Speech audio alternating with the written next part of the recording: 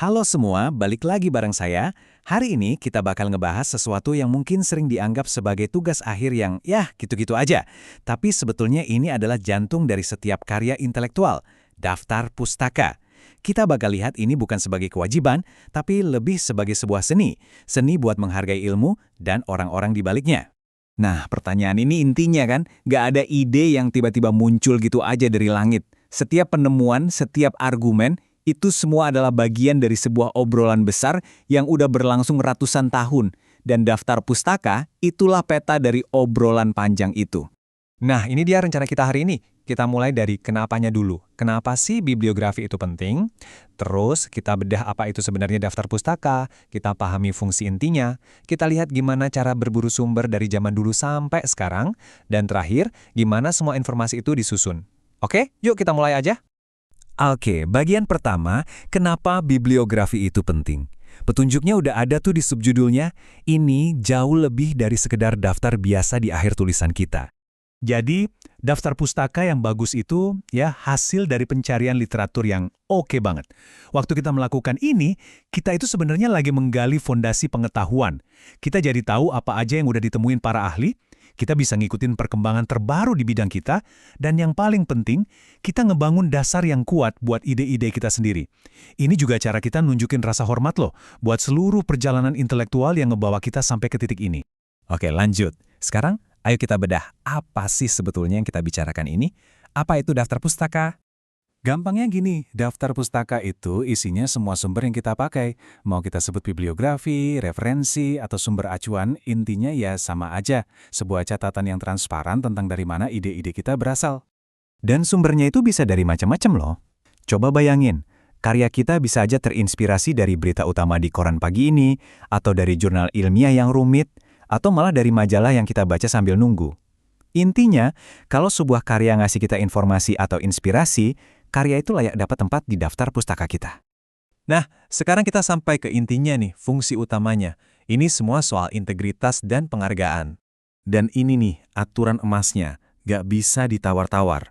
Ini bukan pilihan, tapi aturan fundamental. Kalau kita pinjam kata-kata, atau bahkan ide orang lain, kita wajib mencantumkan sumbernya. Inilah fondasi dari kejujuran, baik dalam dunia akademis maupun kreatif. Wah, saya suka banget sama kutipan ini.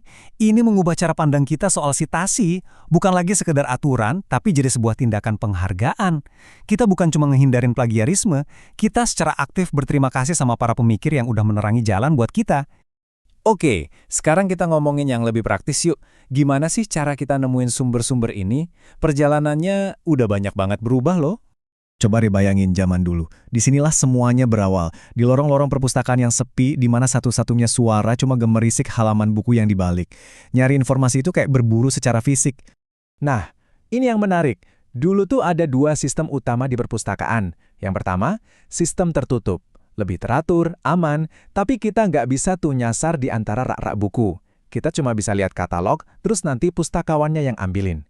Di sisi lain, ada sistem terbuka, di mana kita bebas menjelajah sendiri.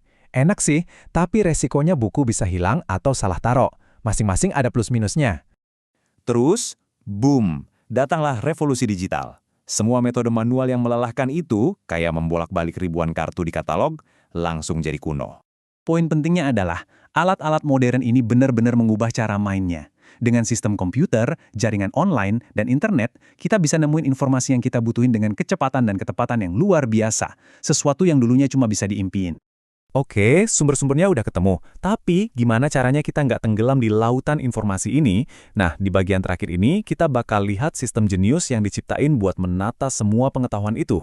Dan ini keren banget sih. Di sini kita bisa lihat dua sistem utama buat ngatur ilmu pengetahuan di perpustakaan. Ada sistem Library of Congress atau LC yang pakai kombinasi huruf dan angka, biasanya buat perpustakaan yang koleksinya super besar. Terus ada sistem Decimal Due yang cuma pakai angka buat ngelompokin buku berdasarkan bidang ilmunya. Keduanya ini adalah usaha yang brilian banget buat menata seluruh jagat raya pengetahuan manusia. Dan sebagai penutup, coba kita pikirin ini deh. Ketika informasi makin banyak dan makin gampang diakses, peran daftar pustaka justru jadi makin penting. Ini bukan cuma soal tugas sekolah, ini soal menjaga integritas obrolan kita secara global. Jadi pertanyaannya buat kita semua, gimana caranya kita bisa terus menghargai fondasi tempat kita membangun masa depan? Sesuatu untuk direnungkan. Terima kasih sudah menyimak.